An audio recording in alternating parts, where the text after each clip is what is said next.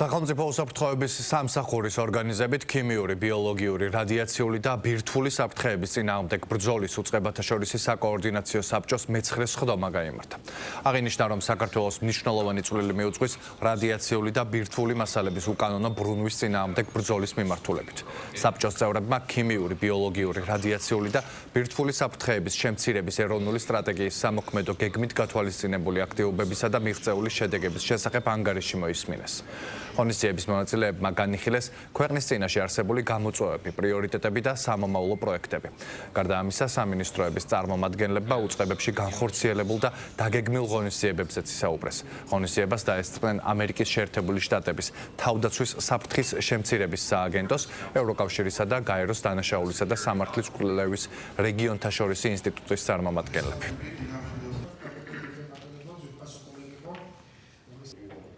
სხდომაზე განხილული იქნა ქვეყნის წინაშე არსებული გამოწვევები და სტრატეგიით გათვალისწინებული სამოქმედო გეგმის შესრულების ანგარიში. გარდა ამისა, უწყების წარმომადგენლებს მიეწოდათ ინფორმაცია იმ უმნიშვნელოვანეს პროექტებზე, რომელიც ხორციელდება ჩვენს პარტნიორებთან ერთად. აღნიშნულ პროექტებს განსაკუთრებული მნიშვნელობა ენიჭება ქვეყნის შესაძლებლობის გაძლიერების მიზნით.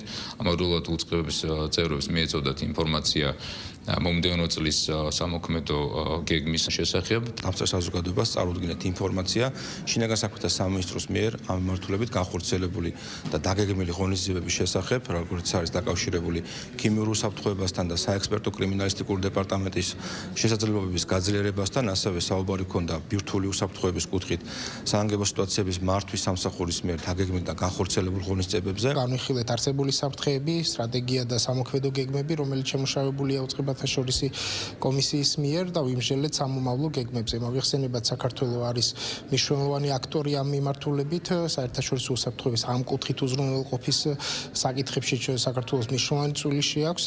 პირველ რიგში ხაზი გაესვა იმ საერთაშორისო თანამშრომლობას, რომელიც ჩვენ პარტნიორებთან ერთად გვაქვს და იმ წვლილს, რომელიც საქართველოს შეაქვს სხვადასხვა საერთაშორისო ორგანიზაციებში. ქიმიური, ბიოლოგიური, ბირთვული და რადიაციული უსაფრთხოება ეს გახლავთ მსოფლიო დღის წესრიგის ერთ-ერთი მნიშვნელოვანი საკითხი და საქართველოს უნდა იყოს მზად ამ ყველა გამოწვევასთან დაკავშირებით და ყველა რისკებთან დაკავშირებით. დღევანდელი დღე ზუსტად ამას მიეძღვნა. საკოორდინაციო საბჭო არის ძალიან კარგი პლატფორმა, ეს არის მულტისექტორალური და ვფიქრობ, რომ ერთობლივი ძალისხმევით შეძლეთ ამ პრობლემასთან გამკლავებას, როგორც არის საფრთხეების პრევენცია, როგორც ეკოლოგიური, ადამიანის ჯანმრთელობის, ასევე ზოგადად ქვეყნის უსაფრთხოების მიმართულებით.